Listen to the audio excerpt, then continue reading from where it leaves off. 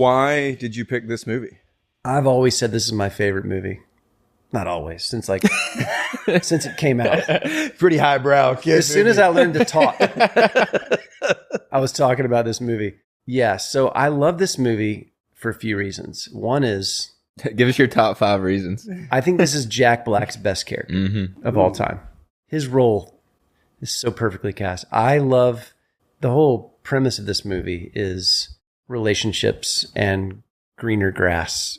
I mean, I fell in love with this movie when I was in my 20s and I was unable to make any relationship work.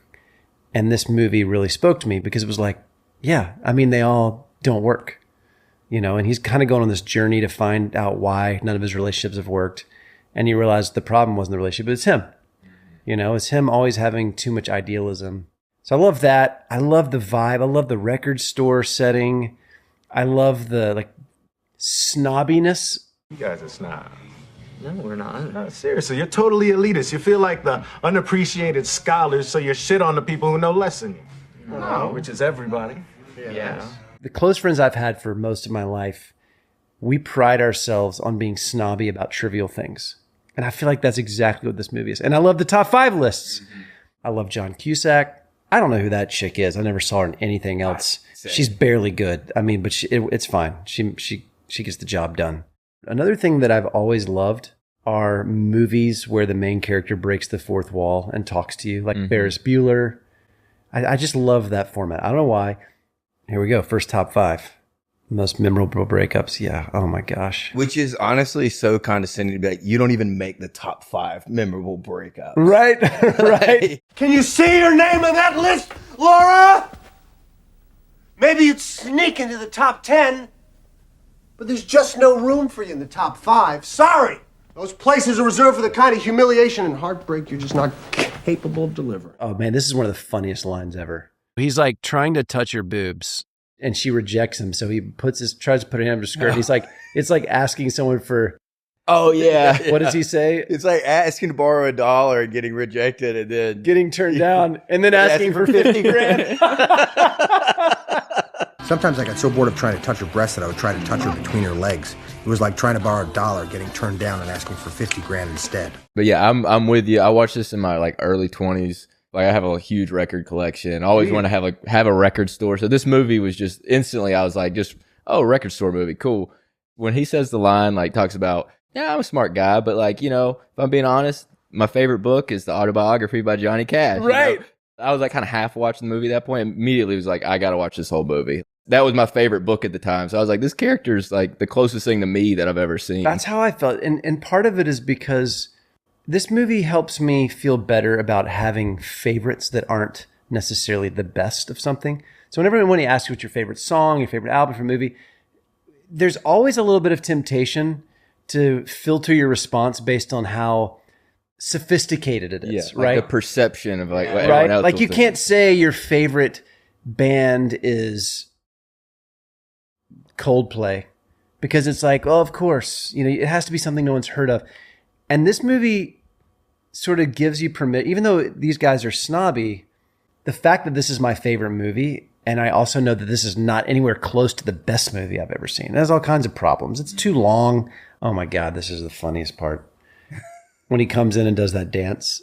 It plays Walking on Sunshine. Yeah, he was made for this. Mm-hmm. He does such a good job of when he's turn it off. He's so hurt.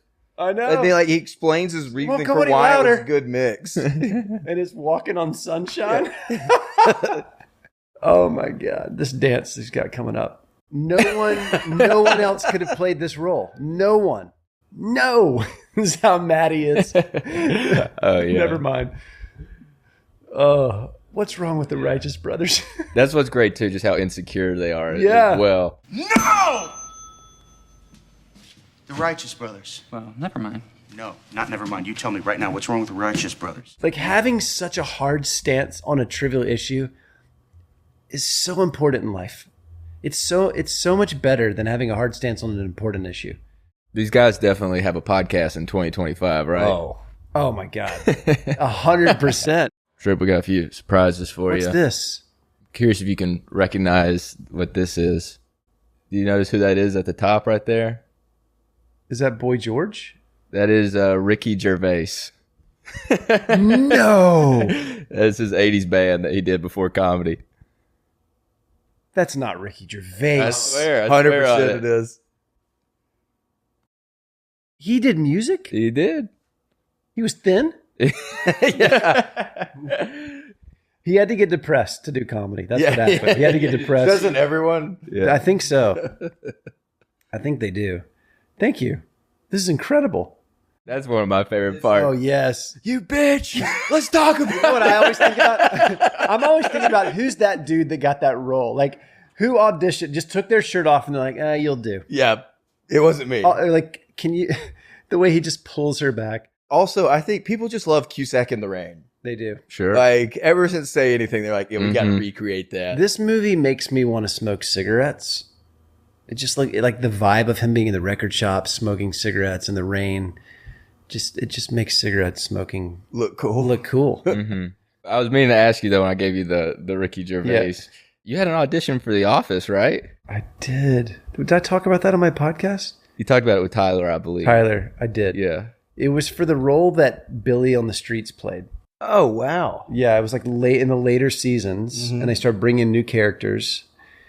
And I auditioned for that. I did not get it. Were you going to go that big with the character? I don't know. I mean, I was never good at auditioning. I mean, I am not a trained actor. Tyler and I, there was a time where when we had really good reps in LA, we would get series regular auditions. And the reason we lost our agent was because we didn't go to auditions. And it frustrated her. And she's like, I'm not going to get you these and you not go. But we didn't have any sense of that world or that industry. I mean, we were making videos in Snellville, Georgia on YouTube, and they were doing well. And so when we got thrown into the Hollywood scene, it was like, I don't want to be a character in a show. I want to make my own show, which was like the dumbest thought, right? Like, how would not being a series regular on The Office be better for us having our own show than, Yeah. And so every now and then we'd go. Like when I lived in Georgia before I moved out there, we would fly out for a couple of weeks during pilot season and do a few auditions. And then when I lived out there, I would do a couple. But I have a feeling casting directors were just like, what? Who's this guy? Like, what was that? He just came in and just read a piece of paper. Like, we didn't know.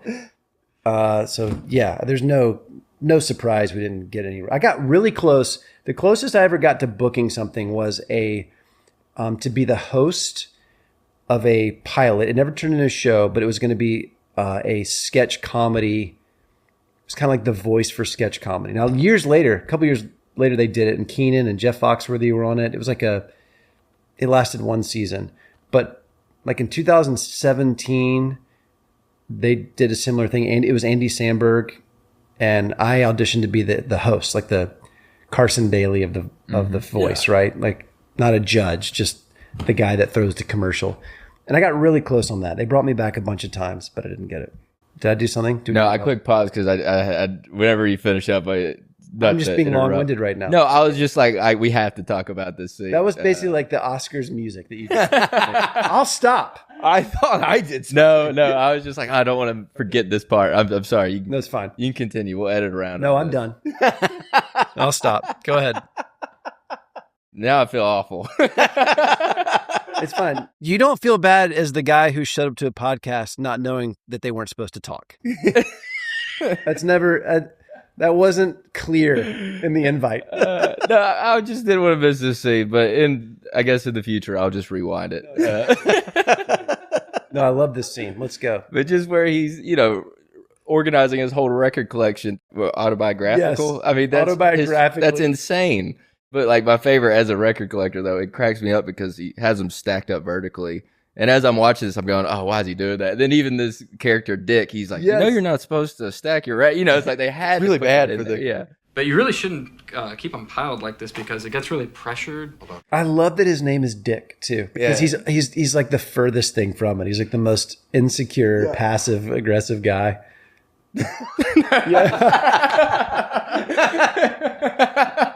I'm done. Yeah, old fake Moby. Oh yeah, no, he is definitely Moby. He is. He's Kmart Moby. That's so. Just every time. So Tripp, He got good. He said he spoke in a really short sentence, right? I actually appreciated that you waited because that is a very crucial moment in this movie. I was telling Reed I was really pumped for this pod. You know, when I was at the ranch. Oh my gosh. So this is what's crazy. You were the first joke I ever tagged, ever. We were doing Second Wind, the wilderness hike. And y'all were doing the shot where the girl says something, the echo comes back, and the guy says something, there's no echo. Do you remember that? Like mountain shot? Vaguely. So we were Sounds sitting about there. right. I'm just a camper, and this is Anchorman's at the height of its popularity. Oh, I do remember that. So they're being doing the these case. screams, and I go, I don't know what we're yelling about. And you turn around, and you're like, yes. And then you go, Ian, come do that. And I was like, oh. I'm so sorry. And so I had to watch it at the ranch being like, but it was very satisfying being like, I helped with that. Oh my And gosh. it was so great. But then I had a don't be that guy kayak sticker or a sticker on my kayak. Oh man, that means the world. So I have been, I think things you Dude. can't do when you're not in a pool was the first big one. But this was one that I always thought was very, very funny. Oh yeah, you remember this one? The We Were Soldiers thing that we did? Oh my God. Oh my God. This is amazing. You made this. Oh my gosh. Truly. You're the best. You guys come with gifts. This is incredible. Oh yeah. Back then I remember like pulling up so many of those videos and being like, I'd have like my parents and Reed be like, watch this video. These guys are so funny. I was at the ranch with this guy. Oh, you're so And nice. it was, I mean, I think Aaron Tuning said it where he was like, it was Lonely Island and you guys. Like that was, I didn't know anybody else that did sketch comedy. Wow. I mean, I will happily be next on the list. Yeah. with those guys. Yeah, I know it's a distant second, but I mean, there were others, but I think we even got a comment one time on our YouTube that was like, these guys are like just a worse Lonely Island. That was the like top rated comment on something. Like, we'll take that. Yeah. They're good. They're talented. Yeah. Oh man. They didn't say how worse. Yeah. Well, I Just mean, slightly. thanks. I mean, I mean, it means the world. Like we were Soldiers. soldiers. We definitely didn't really ever break out like Lonely Island or a lot of the people that got on TV. But I do feel lucky that there was a season of life where it was our job just to make stupid videos. It's weird. It's weird. And a lot of it was timing. A lot of it was because we started right at the right time on YouTube. If we started doing exactly what we did then now, I mean, it's so, forget it. We could have gotten lucky, but it was easier being one of the only ones doing it.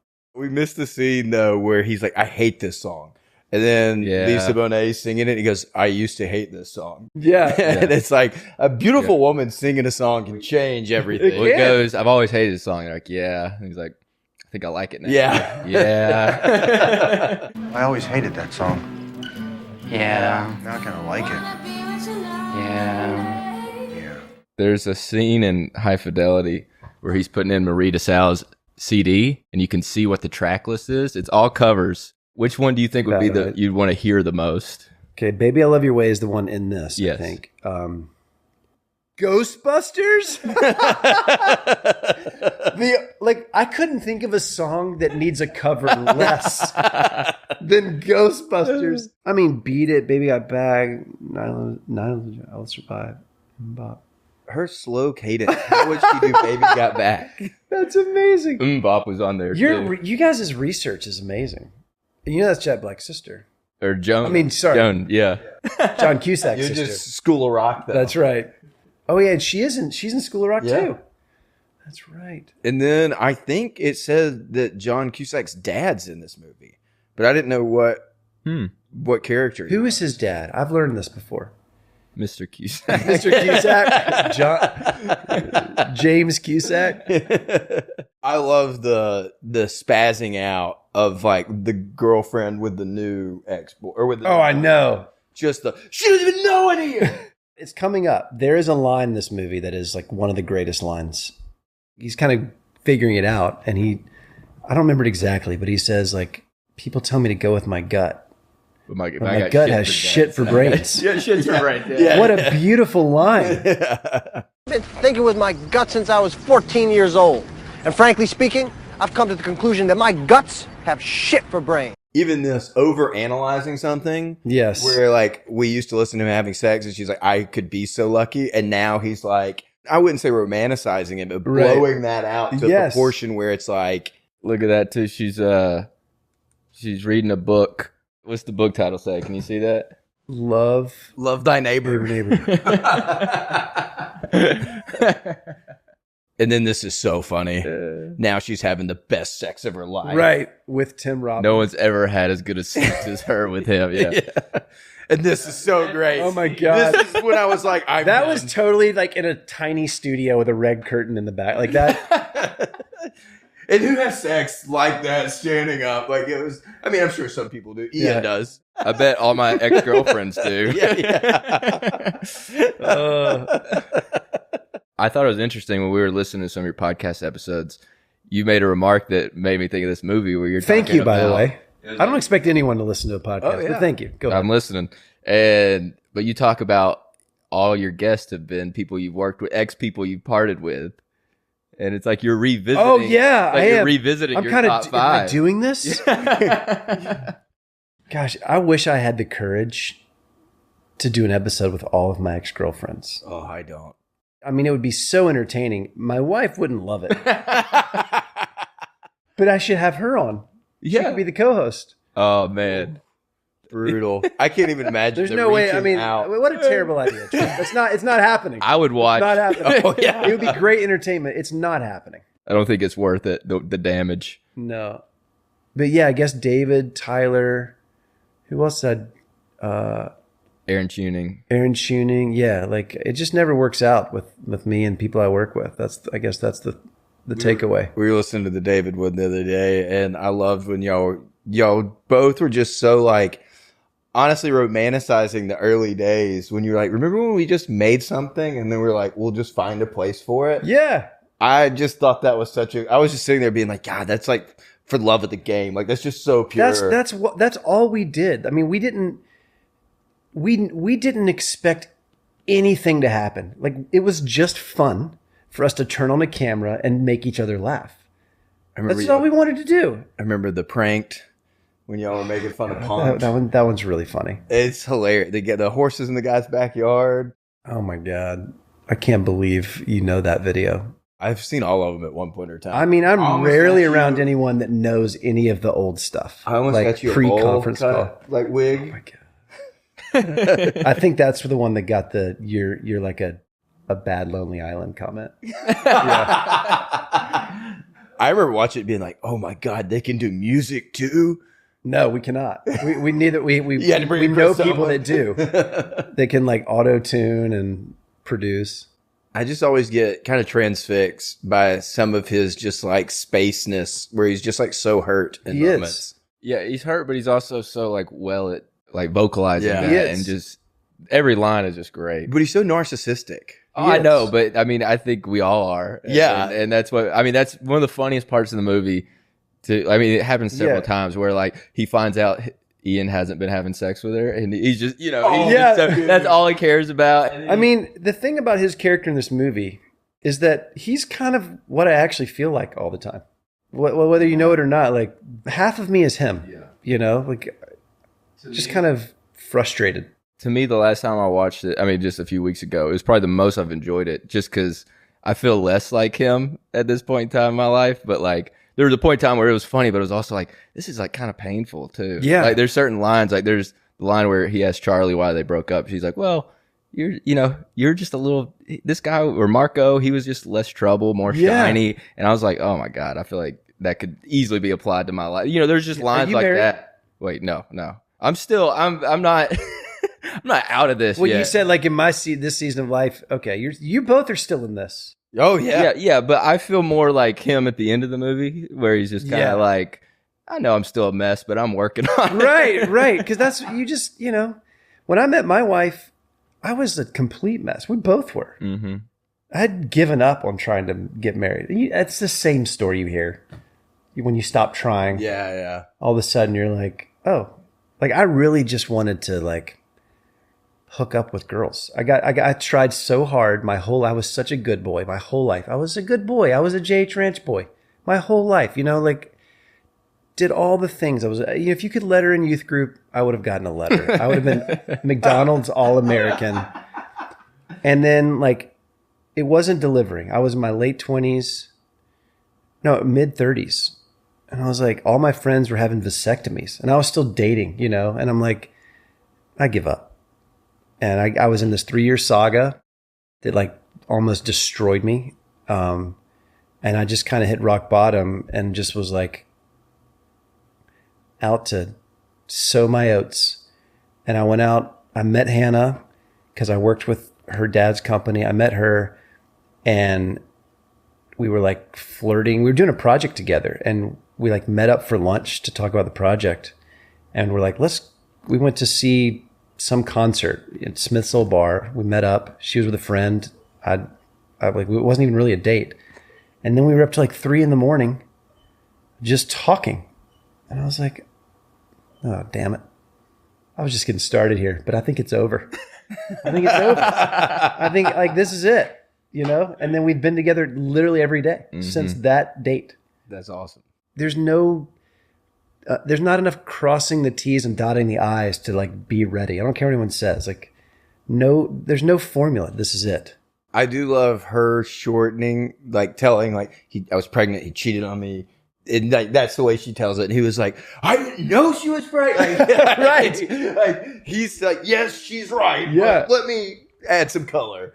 I love just the bold choice the movie takes of being like, hey, we're about to make our protagonist like really unlikable. Yes. We're about like, you've been rooting for this guy just because he's the lead in the character. We're going to show you why like you probably shouldn't be rooting for him. And I don't even know if that's good. Like, it might be one of the reasons the movie isn't amazing because it is hard to know if you like him or not, but it works for me. It works for me. It works better for me. Well, I think everyone's like that. Like, not necessarily that, but I think everyone has moments where they're likable and other moments where they're also very unlikable. That's right. And I think it speaks to him that it is just a minor speed bump in the movie too. That's right. Because like I think very quickly he gets on this quest and you're back on board. That's right. You'd be sleeping with a person. You'd be sleeping with a whole sad single person culture. It'd be like sleeping with Talia Shire and Rocky if you weren't Rocky. I'm so jealous of people that can write like this. It's just so good. What is this? Oh, dude, I love Mike Birbiglia so much. He was another guy kind of late in life that figured it out. Have been wanting to read this book. Wait, it's autographed? Yeah. What the hell, guys? So I also love Mike Birbiglia. His first album, where he talks about like his dream in life was to run a pizzeria where kids could, To Drink Mike. Yeah. Was like, honestly, like this was just the best comedy that I'd ever heard. Yeah, and now that he's a dad, it's even better. Like he's just gotten. Loved watching him mature, and I loved the movie, the one about improv. Oh yeah, what was that movie called? Yeah, with Keel. Yeah, that was so good. Yeah. There's don't's definitely in it. Yeah, don't. It's 3 words. Yeah, whatever, dude. I can't believe you guys got me 3 gifts. That's amazing. And you like took the time to make this? You guys, I'm not going on any other podcast. They're all going to be a letdown. I do love how pretentious that scene was, though, when he's just like, watch this. I'm about to sell 5 copies of the Beta album, And then someone's like, hey, that's good. He's just like, he gives him the Han Solo. He's like, I know.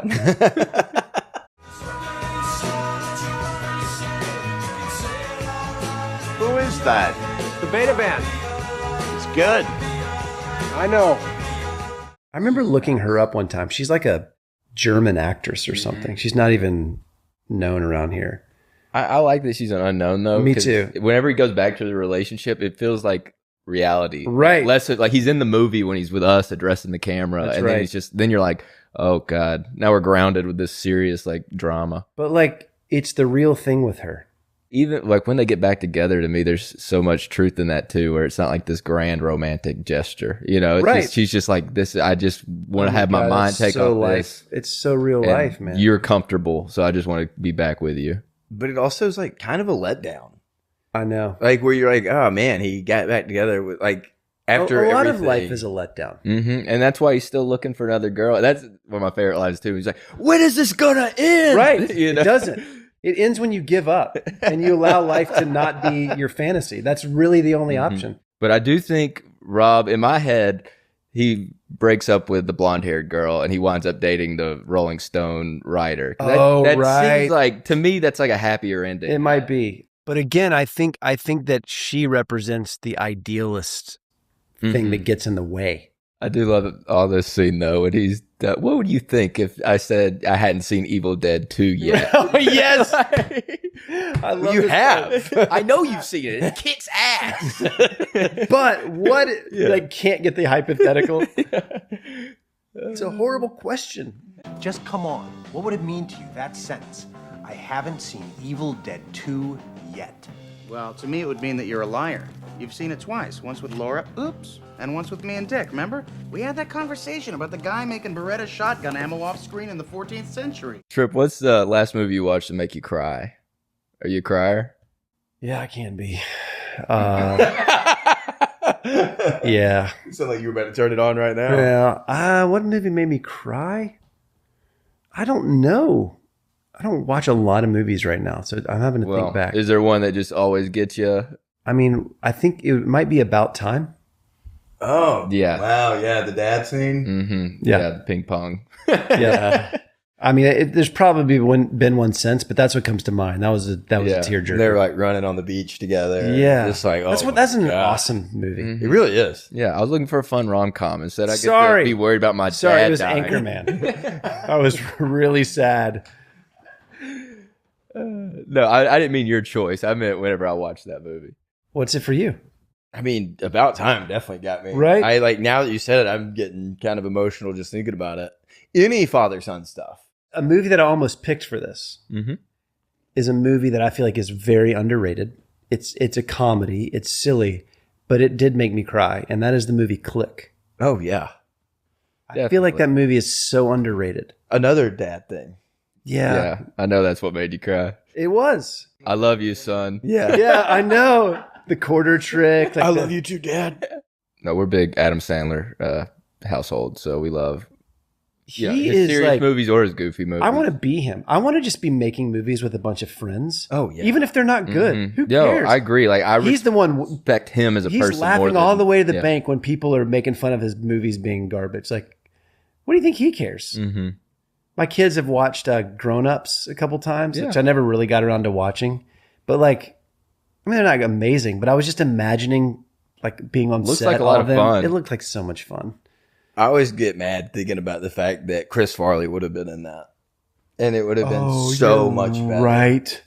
He would have been Kevin James's role. He would have been. And it would have been incredible. He would have been Mall Cop too. Oh yeah, yeah. 100%. I love that you said 2, like the sequel. He would. Oh, I meant T.O.O. But you're right. He would have for sure been the upgrade from Mall Cop 1. They would have been like, Kevin No James one will fine. even care. No one will ask about care. Kevin. It's like Mr. Wilson and Dennis the Menace. Just switch him out for. Well, you guys are too young. for Yeah, that. no, we get that reference. Do you get that reference? Yeah. Remember how they were two Mr. Wilsons? Oh, yeah. Tripp. Last thing we got you. What is this? Oh, that's awesome. Where did you find this? eBay, man. Just it's like a promotional This thing is for going the movie. well. This is awesome. This is amazing. And I actually need this. This will be very helpful for my ADHD. Very much.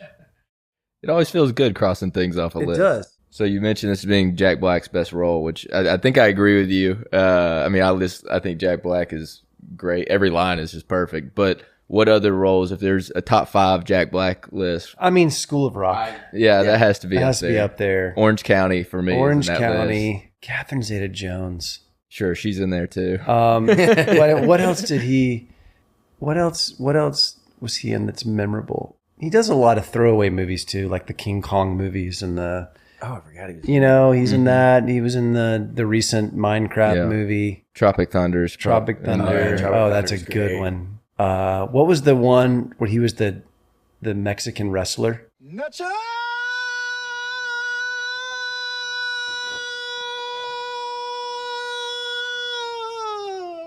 Wasn't that made by the guy that did Napoleon Dynamite. Yeah, yeah. Oh, that makes so much sense. And then he course just it kind of was. never really was able to do it again. Oh, this is the greatest. They should have put in Morgan Freeman like in Shawshank, being like, Yeah. Andy Dufresne, I'd like to tell you he got away that day. Wish I could tell you that Andy fought the good fight and the sisters let him be. I wish I could tell you that, but prison is no fairy tale world. What character in this movie do you think would be the most fun to play? For me? Yeah, for you.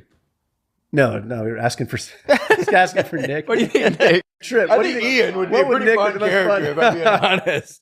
I don't know why. I mean, I think I would like to play John Cusack's character.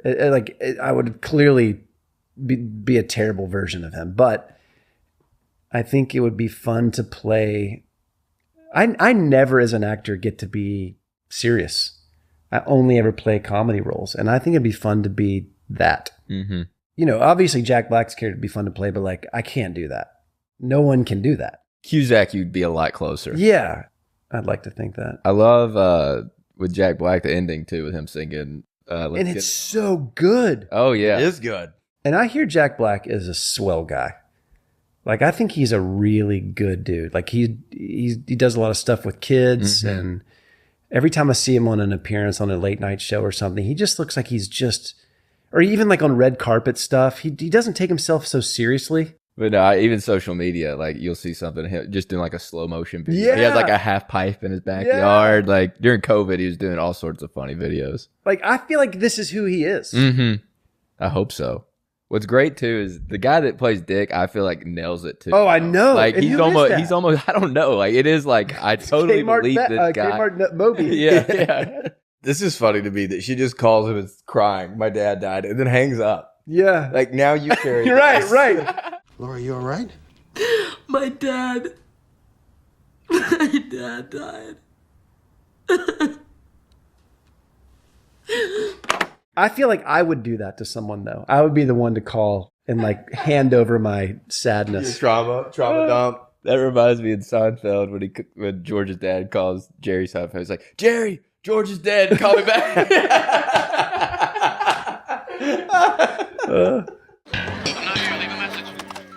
Jerry, it's Frankenstein's and Mrs. Steinbrenner's here. George is dead. Call me back.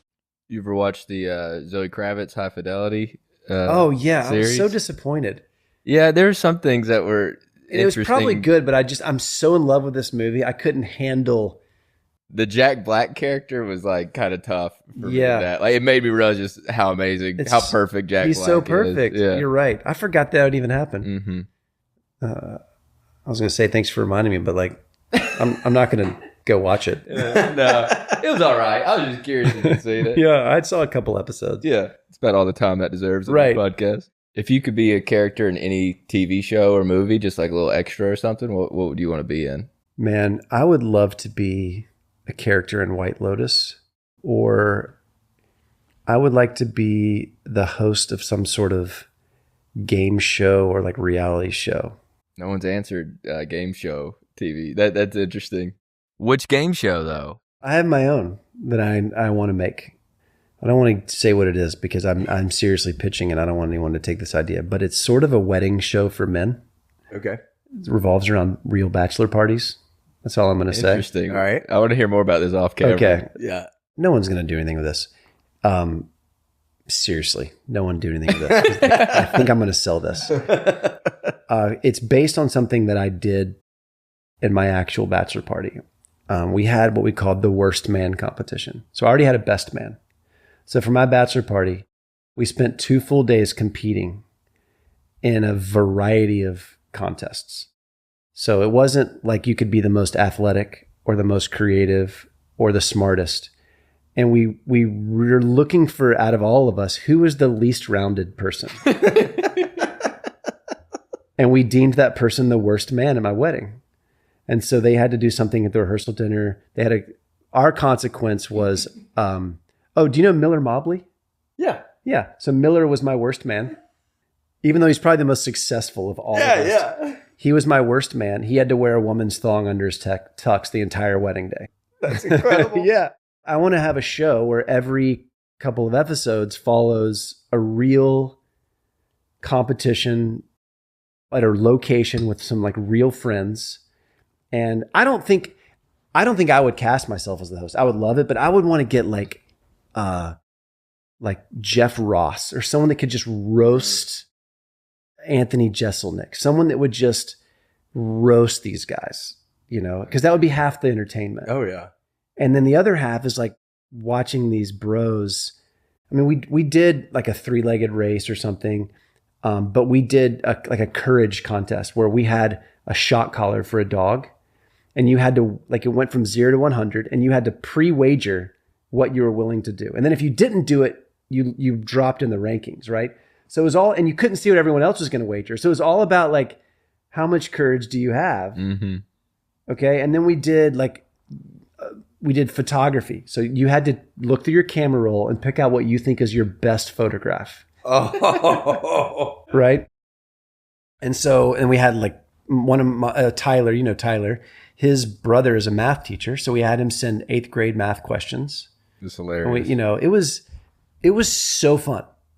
It was so fun that when I turned 40, I did it again for my 40th birthday. We rented a cabin and we just competed at shit. Like we had a poetry contest. And my friend who lives in Chicago has a friend who's an actual poet, like professional poet. And we had to all send him our poems and he wrote back critiques. And it was the funniest thing ever. Dude, that's hilarious. What's the show name? Do you know the title? Worst Man. The Worst Man. I was about to say. Yeah. If you don't have it, I have it. Yeah. Like I want to do that. that's great. Because all the wedding shows are for women. No, I can totally see that. That's definitely a market that's not tapped into. I think so. And maybe it could just be a YouTube show. I don't know. But my dream job on TV would be to be the host of something like that. I love when she's listing his dream jobs to him. Yes. It's like, you want to be a Rolling Stones reporter from 1967 to 75 or whatever. It's just like, well, I can't do that anymore.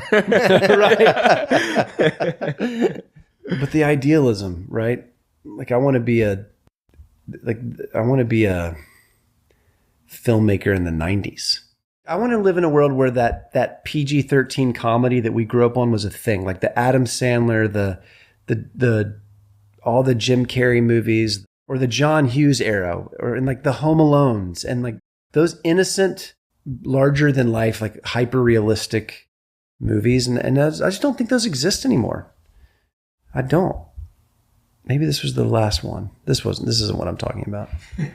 Every movie now is like so hyper realistic, mm-hmm. or it's just not the same. Well, I just think it's a reflection of today's society is not as wholesome as it used to be. I mean, I feel like I was sheltered from so much growing up, as you can relate to, Yep. you know, being that church kid. Yep. And that just, there was so much I learned about years later. Right. Oh, where it's like, oh, that's what that meant? Yeah. I had no idea. Yeah. In 8th grade, I raised my hand in sex ed class and asked what getting head was. Did you really? I had no idea what that, I mean, obviously if someone would have been like, it's a blowjob, I didn't know. I wouldn't have known that in 8th grade. I had no idea. I knew what a blowjob was. Yeah, I mean. Yeah. I'd given a couple. But I I'm kidding. But I did not, I wouldn't have known giving head. I was very innocent too. Speaking of innocence, Yeah. when did you find out Santa Claus wasn't real? It's not a good story. I remember my friend in the neighborhood just told me. I was like in 2nd or 3rd grade. What about you? Like 8th grade?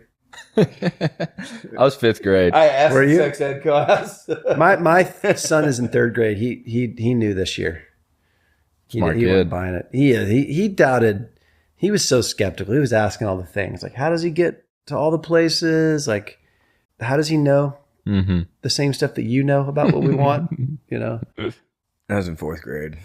Reed was in 5th grade. Great. That's pretty. Yeah, You held out. I lived a good life. But times were different too. Kids know younger now. Yeah. We didn't have like access You have to talk to kids internet about and sex stuff. way younger now. It's 3rd grade now. What? 3rd grade. That's what all the experts. Yeah, because I feel like my parents talked to me too young about that. You know, they told me stuff where I was just kind of like, "That's what's going on." Well, my parents bought me a CD-ROM that like they left the room. I just had to watch it on a computer And they walk in and they go, "You have any questions?" And I looked at them. I just said, "Sperm looks like tadpoles." And that was it. They were like, what a "All right, classic cool." avoidance tactic by the parents. They didn't want to actually have the awkward conversation. They handed you a CD-ROM. I'll tell you this. That sounds better than what I got. What'd you get? Dad was basically like, feels warm and it's pretty good. Do you remember Marcy's Playground? Yes. It was around the time Sex and Candy came out because I was saying Dad was like, he was just so frustrated. I wanted because he's like, "You don't smell sex, son." He was. You don't even know. Watch this. That is debatable. Yeah, that's debatable. My parents took me to something at the hospital. We lived in LaGrange, Georgia, and in 7th grade they took us to this sex ed program where the parents go in one room and the kids go in the other. And then we got in the car and they asked me if I had questions. Like, no, I'm not going to ask you. Yeah. About wet dreams. Then when that came up, they gave me a book called "What's Going On Down There," and it had a little penis narrator, like the paperclip in Microsoft. Yeah, it was exactly that, but a little penis. Hey, it looks like you have some boners. That's amazing. Yeah. It explained all of puberty. Now you got to start young now because kids will just learn. It's all out there, internet. I mean, like, oh yeah. If you don't, they just learn from their friends, and then you have to talk about it. I already had to talk to my son. Brutal. Because someone told him something. You didn't just give him a CD? No, I didn't give him a CD. He just we found out that he had seen some stuff on his friend's phone because he has an older friend in the neighborhood, which was horrifying. But then, and he was too young to even be curious. So it was like seeing a train wreck for him, you know? Yeah. It's a lot to process. It was a lot of process, but it was a fun conversation. I decided, you know what? I'm going to make this a normal thing we can talk about. So like every couple months, I'm like, "Hey, you thinking about sex ever?" And he's always like, "No." But I feel like if I keep asking him, by the time he's in 7th grade, like it'll be maybe a comfortable place. You think so? Maybe. I don't know. Like maybe not. I'm here. I am idealizing. Like an overcorrection. I just I don't want it to be like it was for me, where it was the scariest thing ever to come up with my parents. For sure. Yeah, right? And like you feel like, I should never talk to them about that. I don't want them to ever know anything's going on down there. Yeah. You made a movie with Jason Berkey. I did, a short. You know Jason? Yeah, he was when we were at the ranch together. We actually did. He was at the ranch? Yep. For one summer, he did video crew out there. For whatever reason, we were just I love that best guy. buddies out there. And he's just the coolest dude. I made an enemy because of him, because I had cast someone for that role already, the lead role. And it was like, there was a situation where I cast the best option of my options, but I wasn't feeling like he was really right, because he's a great actor, but he had this, his essence is more like, he'd be a great, he played a great Dick. He's a nice guy, but I'm saying he just got that like Dick in this movie? Not Dick in this movie, like who's the comedian, Dane Cook, yeah, right? Yeah, I got you. He's not like this likable at first glance guy, but he's a brilliant actor, and I would cast him in plenty of other things. And then I met Jason. Like he came up at the last minute through his agent, and he walked in the room, and I'm like, "You are the likable youth pastor of my film. Like that's the lead character is a youth pastor." I'm like, "That is you nailed, And so I had to call that guy after I cast him and tell him sorry. Oof, how do you take that? He hates me. We have a lot of mutual friends. He hates me. Oh, no. Yeah, which sucks because he's probably a great guy. But Jason was just the right role. Now, I mean, would it have mattered? I don't know. No one has even seen the film. And the woman I casted wasn't great. Now, she's becoming amazing. She's the pink Power Ranger now. And she's the best. And she did great, but it was her first real acting gig. Yeah. So like, we had to do a lot of takes, and she wasn't where he was, and I got him in trouble because he was engaged, and there's a nude scene in he didn't have to be. I shouldn't tell you. You haven't seen it, right? No, I tried to. Oh, we should have watched that. It's I'll just ruin it, but it's based on an urban legend that my youth pastor told me when I was in high school, about a youth pastor who was new in town. He gets invited to babysit for the head pastors and his wife while they're going out on some date. And they're like, "You should bring your girlfriend over, just come, like the kids are going to be in bed. You basically just have like a free date night at our house." He's like, "Cool." So they show up. Now, what I added is I made it horror genre. So they show up, and the pastor's like pretty creepy, and the guy cast was incredible. And he says this weird thing. He's like, all right, have fun, but when you hear the buzzer on the dryer go off downstairs or the washing machine, I really need you to put the clothes in the dryer. I need this pair of pants for tomorrow. Like, sure, no problem. And then weird stuff happens. Like there's noises, there's like shadows passing by the window. And while there's weird stuff going on that they're barely aware of, we're aware as the audience, he and his fiance kind of get in this serious talk about their relationship. And she's kind of frustrated because it's moving too slow. And he's like, I still want to go to seminary. I'm not ready. She's like, yeah, but it's also like going slow. Like, why aren't we having sex? And he's like, well, you know, I don't really think we should or whatever.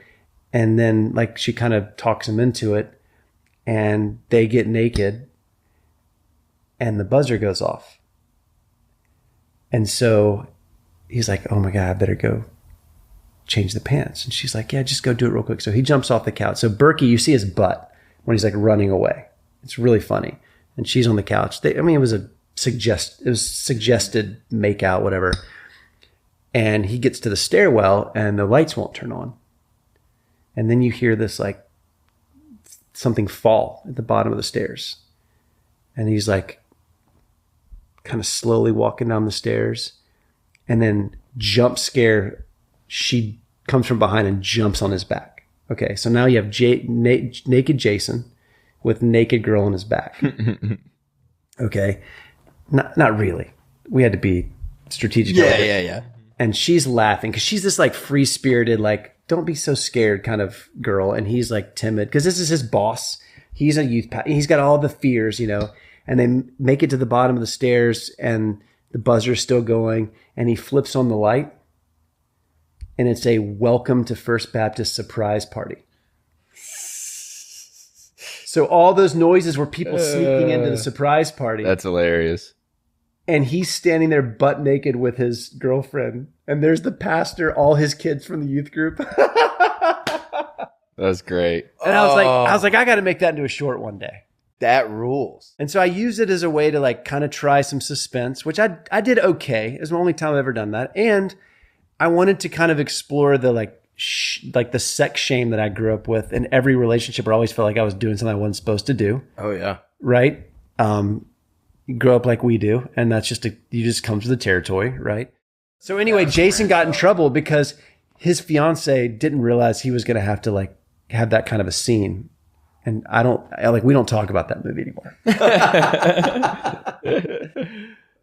It's one reason I don't just make it public, because I feel like I'm going to get him in more trouble. Yeah. We don't want to. I'm just like out of respect for him. Have you ever snuck anything crazy into movie theater before? Mm-mm. It's all right. We'll edit that I'm out. sorry. We'll edit out that. No, you leave that. That's entertaining. No, it's gone. It's gone. You have to leave that in. It's in. Okay. You have to leave. So they're going to try and edit out a question that just completely bombed. And they're going to try to edit this part out too. But I'm going to keep saying things so that they have to leave all of it. Better make it really funny. Oh, who's your sponsor? You'll find out. I'm about to post. Oh, no way. Tomorrow. You did it. It'll come out Tuesday. We got him. Hell yeah. Yeah, I have a podcast episode with Jeff Foxworthy, and we announced the sponsor. Awesome. Dude, Jeff Foxworthy called Rick and Bubba show one time. Yeah. And I answered the phone, and I talked to him for a minute while he's waiting, and I brought you up. You did? I swear. I was Dropped like, my name? Yeah, and he was like, oh, I love Tripp. Yeah. Yeah, he's the best. Like, he's like my Uncle Jeff, and we did a podcast it was like months ago, and I'm just now posting it because that's how it goes. So the sponsor, it's a food product. It's a dessert that I eat every night. They're called Diana's Bananas. They're chocolate-covered frozen bananas. Oh, yeah. They used to be called Banana Babies. They rebranded, and I eat one a night. It's 120 calories. It's delicious. And I've reached out on Instagram. It took 2 times. The second time I did it before I started the podcast. I said, hey, I'm doing this thing. I'd love for you. And they never responded. And then I waited till I'd done like 6 episodes. And I said, hey, just so you know, I've been announcing you guys every time and bleeping it out. I do want to mention a sponsor. Okay. Oh, you got a that I sponsor. do not have. But there is one sponsor that I will keep doing this podcast until I have them. Okay, who is it? And I'm going to say them, but I'm going to beep it out. So that when they finally sponsor me, I'm going to do a highlight reel of all the times I mentioned them as a sponsor. I like that. Until they finally sponsored me. Okay. And the reason I want this brand to be my sponsor is because out of all the brands in my life, this is the most consistently loved brand in my life. I'm trying to do I know what it is? I'm trying to No. Oh, okay. The brand is That's the longest beep in podcast history. I'm going to say I eat. What does that mean? One day that's going to make sense. Yeah. Oh. It's like the Dune popcorn bucket. This brand, I eat 2 of these every night. This is before good. bed. Now there's clues. So if There's people clues. listen, they I can eat probably 2 piece of it these together. every single night. Every night? Every night. And they're like, this is amazing. Like we're a small company. We don't really do big sponsorships or anything like this. They said, can we just send you a bunch of product? And they sent me this, giant box with dry ice full of product. And I was like, sure. And so I didn't push for more. So that to me, that counts as a trade, right? So I'm going to announce them. And then I'm hoping they'll see something that comes out of Jeff, it couldn't have gone better. Like he ate it and he was like, this is a new thing in my life. I'm going to be eating these every night. This is amazing. And you will too. You will go try them and you'll be like, yeah, this is the greatest dessert replacement ever. And I'm hoping that, this is not the right way to go about it, but I'm hoping I can show them their value before they pay for it. You know what I'm saying? Yeah. That's awesome. I almost brought some with me. Dude, I'm happy for you. Thanks. Yeah, thanks. That's a big deal. Your podcast is probably way bigger than mine. I don't even think I have that many listeners, and I don't plan on it being a revenue stream because, again, why is anyone going to pay for my podcast? There's a bunch of better ones that are free, but I have to do it because this is so fun. It's so fun. It's such a great way to create and talk to people, and maybe it'll turn into something, but I don't need it to, because then I have to do it every week. Yeah. It's a burden. Mm-hmm.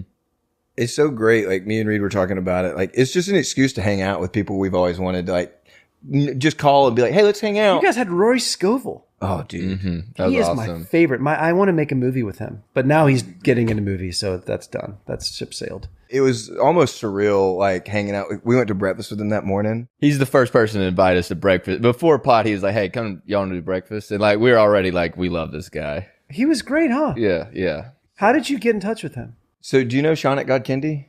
He's a Atlantic comic. Or he moved to New York. Shaunak. Yeah, I do know Shaunak. So Shaunak opens for Roy all the time. And they're buddies. He went to the premiere with Roy of that movie. You're cordially invited. Yeah. And so we reached out to Shaunak, and Shaunak's done the pilot 3 or 4 times.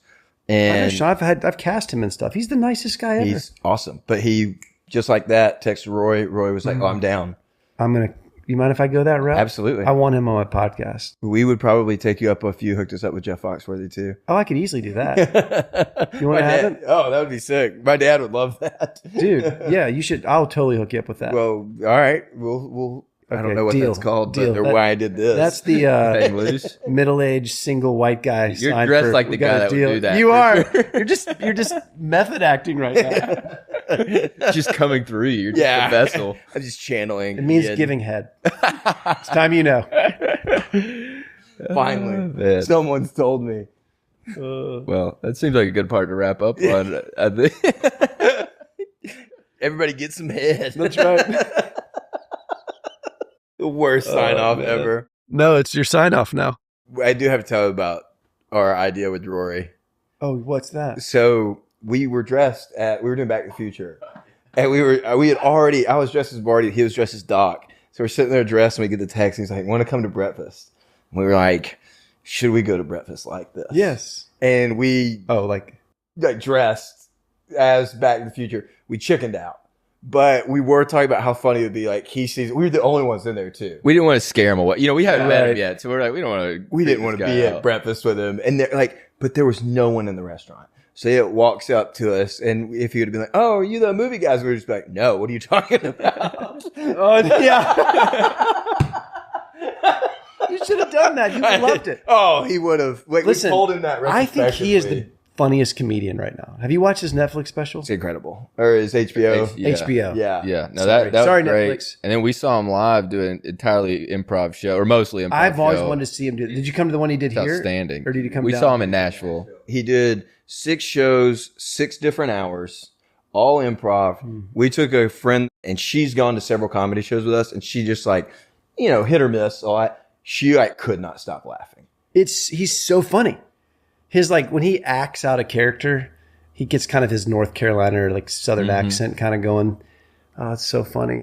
After I had Pete Holmes, I was telling Pete, I think Pete and Rory, more than any other comics I know, they have this real, there's other comics, but they are so good at being present in their act. Some comics can riff with the crowd, right? But then it's kind of this clear, okay, now I'm getting back to my act. Now I'm riffing with the crowd. And Pete and Rory, to me, are just they're present. Mm-hmm. They have their material, but they're not on script. They are just in some sort of flow state. And yeah, Rory's incredible at that. Incredible. I would love to talk to that guy. This has been so great, man. Thank you for hanging out and watching this movie with us. I'm so glad I got to be on this podcast. I feel very special. I've always envied this format and what you guys do. You guys this is awesome. Thanks, man. That really genuinely means a lot nice to guys. I'm just so glad you're doing this. It's inspiring. Seeing you guys do this partly inspired me just doing one. Because I'm yeah, I can just do this. I don't have to overthink it. If they can do it, anyone can do it. Yeah, I was these pieces of shit can do a podcast. Anybody can. Yeah. That's not what I mean. No, I'm just I know. there's a few people like you that I'm why am I not doing a podcast? It was really just seeing how much fun you were having. It's a blast. And we've made some great relationships. I bet. We went to a show in Nashville, and it was all these it was Nashville comedians, Atlanta comedians. It was for a Netflix audition to be on their YouTube stand up. So all these people, all these up and comers that we've interviewed. So it was just we knew more people than anyone there. Wow. It was just that was probably one of the coolest experiences. Wow. Because it's whoa, we've been making we've been putting in some work, and maybe one day really Netflix will notice us. Wow. No, you keep going. Something will come of this. I'm sure. Of it. Well, even if it doesn't, though, it already has. Just being able. There's just things.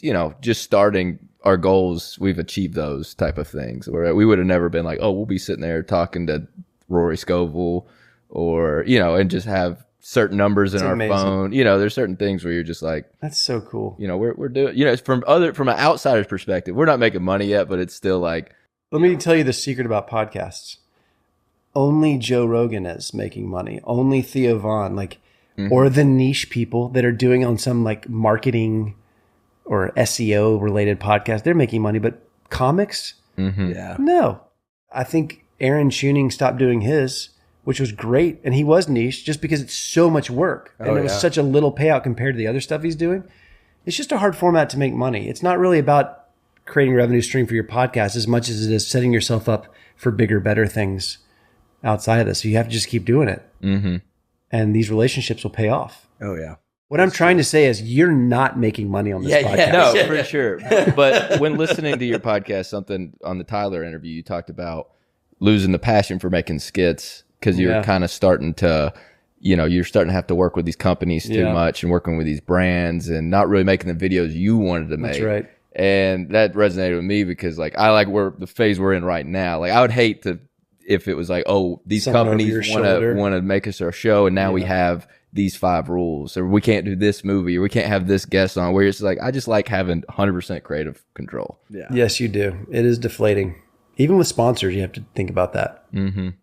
And yeah, it's just and that's what's the banana name? Yeah, Diana's Bananas. Everyone try one. Mm-hmm. Let's blow their sales up so they actually want to work with me. Do you have anything else you want to plug? Go check out Talking with Tripp. Talking. I have a new comedy brand called Best. It's on Instagram, TikTok. It's at best.comma.d. It's comedy sketches. That's it. I'm so grateful to be here. Oh, and it ended right. Goodbye. That was perfect. Later, folks. Nick